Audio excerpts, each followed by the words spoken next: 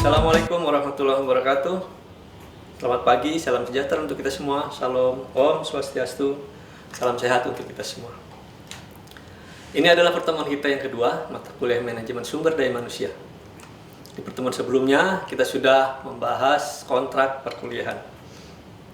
Jadi di pertemuan ini, kita akan berdiskusi dan membahas konsep tentang manajemen sumber daya manusia. Oke?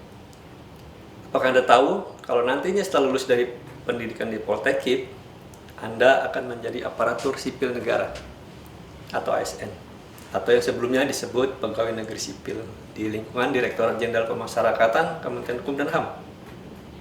Sudah tahu ya? Jadi nanti Anda sudah siap dengan segala konsekuensi hak dan kewajiban sebagai ASN. Oke? Good.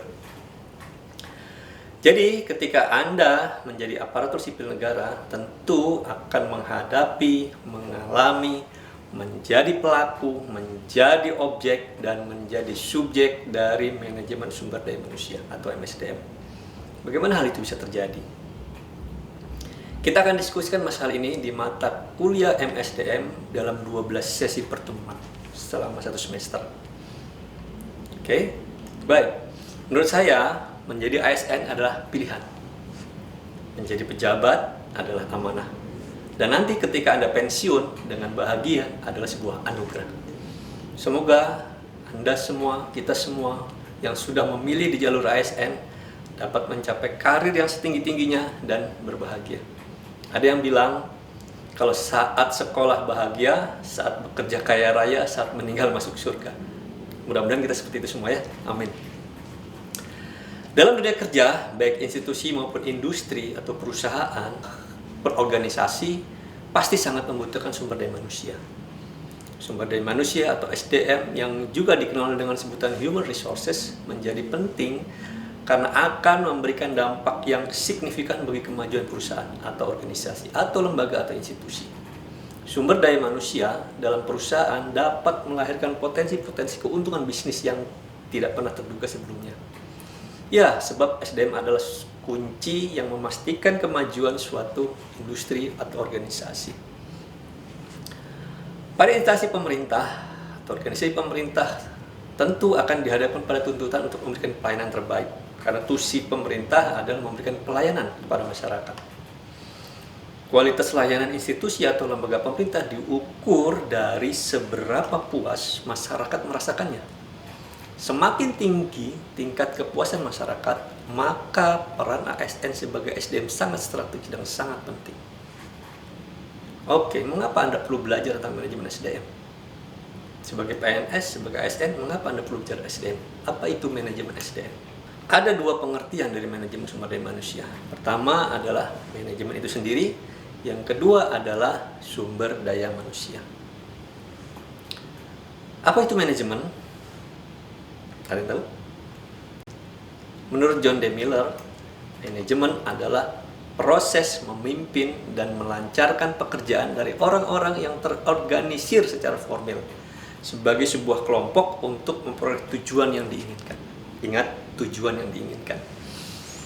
Menurut George R. Terry, manajemen adalah proses yang khas yang terdiri dari tindakan-tindakan planning, organizing, dan controlling, di mana pada masing-masing bidang digunakan baik ilmu pengetahuan maupun keahlian dan yang diikuti secara berurutan dalam rangka usaha mencapai sasaran yang telah ditetapkan semula.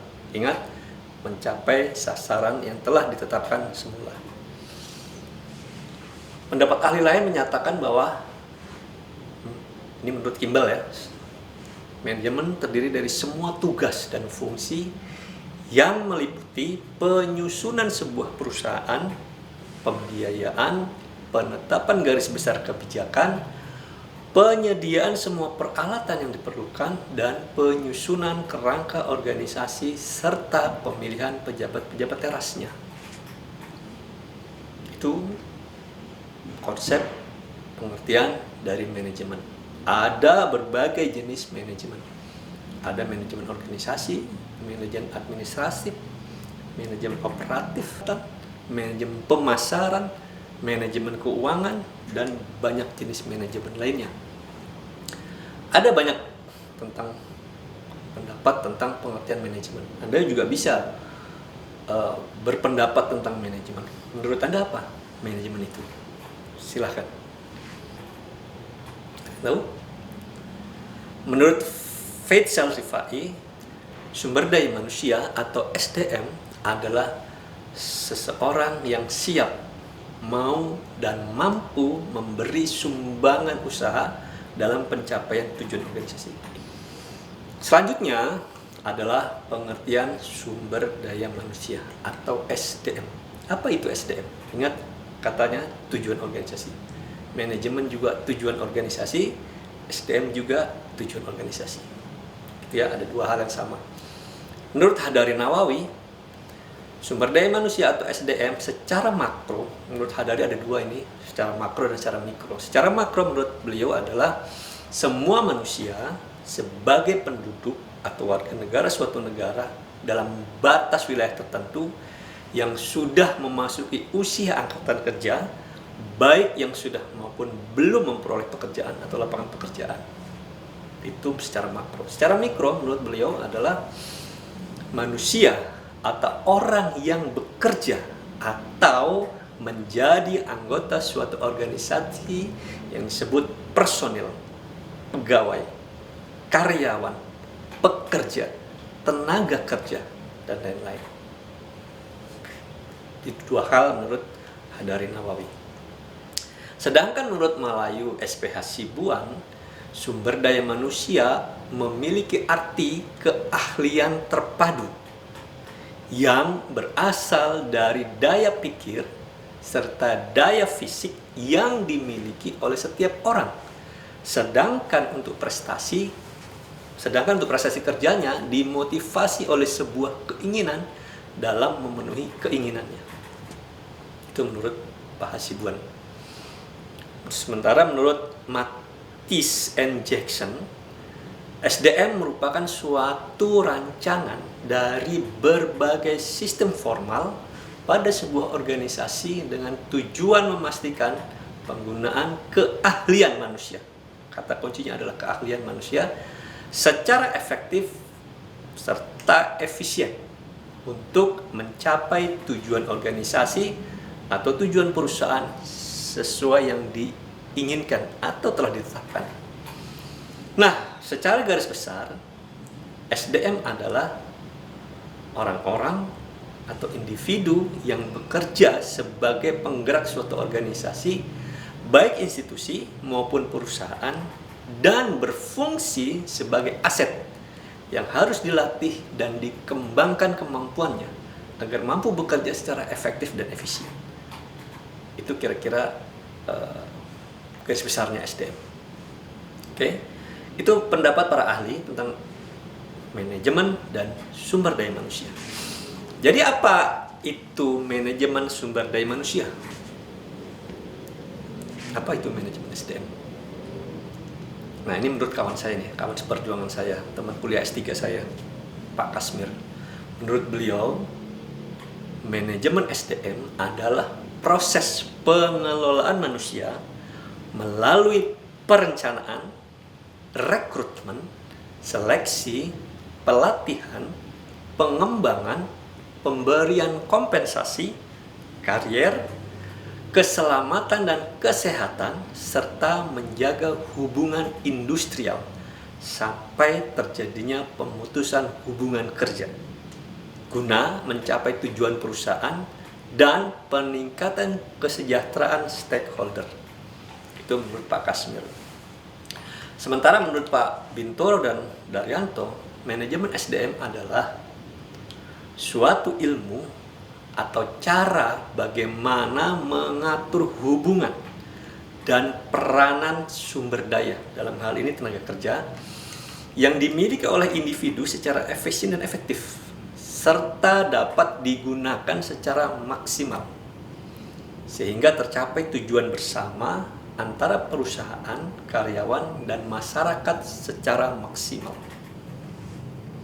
Nah, menurut Pak Malayu SPH Sibuan, MSDM adalah ilmu dan seni dalam mengatur hubungan dan mengatur peranan tenaga kerja agar efektif dan efisien untuk membantu terwujudnya tujuan perusahaan, tujuan karyawan, dan tujuan masyarakat. Gitu ya. Nah, ini menurut orang luar ini, menurut Wayne Mundi dan Robert M. Noe. Menurut mereka, MSDM adalah the utilization of human resources to achieve organizational objective. Kata kuncinya adalah organizational objective. Nah, sedangkan menurut Raymond J. Stone, manajemen SDM adalah involves the productive use of people in achieving the organization's strategic objective and the satisfaction of individual employee needs. Jadi bisa kita simpulkan bahwa manajemen SDM memiliki peranan yang sangat penting dalam memenuhi kebutuhan dan meningkatkan kualitas SDM mulai dari perencanaan hingga pemberhentian atau resign yang bertujuan untuk mencapai tujuan organisasi dan perusahaan. Oke. Nah, yang menjadi pertanyaan adalah bagi kita semua nih, bagi pegawai negeri sipil nih, bagi ASN ini, bagi pegawai Kementerian Hukum dan HAM ini, atau Dirjen Pas ini, atau lapas-lapas lah, sudah terpenuhikah sumber daya manusia yang berkualitas? Dan bagaimana caranya meningkatkan kualitas SDM? Bagaimana menurut Anda? Terima kasih.